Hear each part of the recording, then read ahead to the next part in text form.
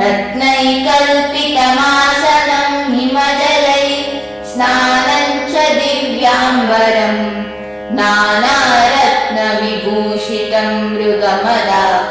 मोदाङ्कितं चन्दनम् जातीचम्पकबिल्वपत्ररचितं च धूपं तथा दीपं देवदयानिधे पशुपते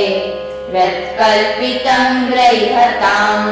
सौवर्णे नवरत्नगण्डरचिते पात्रे घृतं पायसं भक्ष्यं पञ्चविधं पयोदधियुतं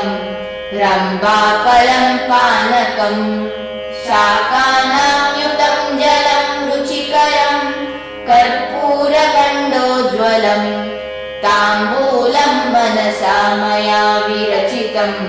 भक्त्या प्रभो स्वीकुरु छत्रं चामरयोर्युगं व्यजनकं चादर्शकं निर्मलं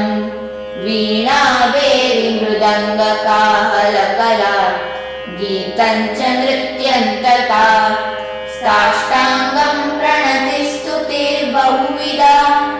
एतत् समस्तं मया संकल्पेन समर्पितं तव विभो पूजाग्रहाणा प्रभो आत्मात्मं गिरिजामती सहचरा प्राणा शरीरं नृहं पूजा ते विषयोपभोगरचना